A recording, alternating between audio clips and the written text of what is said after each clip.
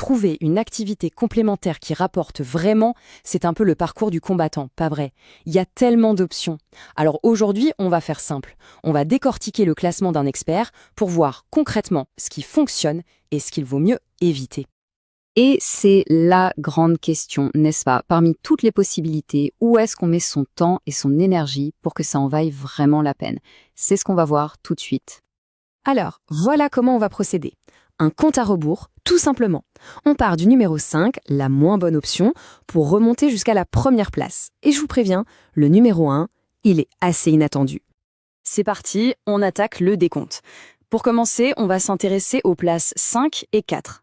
Et vous allez voir, elles ont un truc en commun, on parle ici de vente de produits bien réels, bien tangibles. Allez, on commence tout en bas de l'échelle, à la 5e place. Et on trouve l'achat-revente de voitures. Ouais, un grand classique. On a tous entendu parler de ça, mais la question c'est, est-ce que c'est une si bonne idée que ça? Le modèle sur le papier, il est super simple, hein. On achète une voiture pas chère, on lui redonne un petit coup de jeune, un bon nettoyage, quelques petites réparations, et hop, on la revend avec une marge. C'est ce qu'on appelle de l'arbitrage. Le gros problème, c'est qu'il faut un sacré capital au départ, et le risque, lui, il est bien réel. Ok, on passe à la 4e position. On remonte un peu. Ici, on a l'impression à la demande ou print on demand. Et ça, c'est une option vraiment, vraiment intéressante pour les esprits créatifs qui ont horreur de l'idée de gérer un stock. Alors, comment ça marche? C'est quasi magique. D'abord, on crée un design. Ensuite, on le met en ligne sur une place de marché genre Etsy. Et c'est là que ça devient génial. Quand quelqu'un commande, c'est une autre boîte qui s'occupe d'imprimer le produit et de l'envoyer. Tout ce qu'on a à faire, c'est de récupérer la marge. C'est un business quasi passif en fait. Et les deux gros avantages, ils sont là. Zéro gestion de stock et donc quasiment zéro risque financier. On ne dépense pas une centime avant d'avoir fait une vente. Franchement, on est à des années-lumière du business de revente de voitures là. Bon, on entre dans le top 3 maintenant. Et là, on change complètement de monde. On quitte les produits physiques pour entrer dans l'univers du numérique, des services et de l'information. Sur la 3e marge du podium, on a une activité qui repose sur quelque chose que tout le monde possède, une compétence. Le coaching en ligne. C'est tout simple. Si on sait faire quelque chose, peu importe quoi, il y a de fortes chances qu'on puisse l'enseigner à quelqu'un d'autre et être payé pour ça. Et cette phrase, elle résume tout. Le potentiel est dingue. Que ce soit la guitare, le marketing, la cuisine, il y a toujours un public. L'avantage d'Internet, c'est qu'on peut toucher des gens partout dans le monde sans bouger de son bureau. Allez, on se rapproche du but. Numéro 2. Là, on parle d'un mastodonte du e-commerce.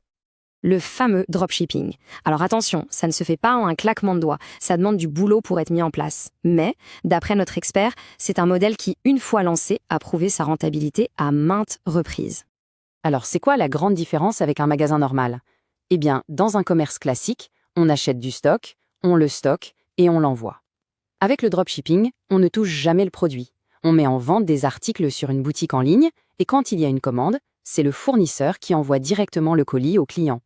Encore une fois, le risque financier est quasi inexistant. On y est, le numéro 1. Et vous allez voir, le plus intéressant, c'est pas juste l'activité en soi, c'est la philosophie qu'il y a derrière. Et la première place de ce classement, la meilleure activité complémentaire, c'est la revente sur eBay. Alors, ça peut paraître simple, mais attention, il y a une astuce. La stratégie gagnante, c'est pas de revendre ces vieux objets, non, c'est de trouver des entreprises qui ferment ou qui ont des stocks invendus, de racheter ces lots en gros et de les revendre article par article. C'est de l'arbitrage, mais à un tout autre niveau. Alors, si on regarde ce tableau, il y a un truc qui saute aux yeux, non? Plus on monte dans le classement, moins le risque lié au stock est élevé.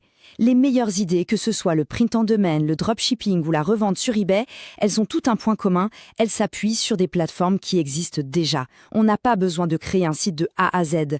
La clé, c'est ça, minimiser le risque et l'investissement de départ. Ok, tout ça c'est bien beau, mais concrètement, on fait quoi maintenant? Par où est-ce qu'on commence? Le réflexe à avoir, avant toute chose, c'est d'aller voir ce qui marche. Au lieu de se lancer tête baissée avec une idée géniale, on va sur des plateformes comme eBay ou Etsy et on regarde. Qu'est-ce qui se vend le mieux? C'est quoi la demande? C'est une étape que 90% des gens oublient et pourtant, c'est là que tout se joue. Pour résumer, la leçon à retenir, c'est que les meilleures activités complémentaires aujourd'hui sont celles qui limitent le risque au maximum et qui s'appuient sur des outils et des plateformes déjà en place. L'idée, ce n'est pas de réinventer la roue, mais d'utiliser intelligemment ce qui existe déjà. Voilà, si ce genre de stratégie pour travailler plus intelligemment vous intéresse, n'hésitez pas à suivre DigiProsBic.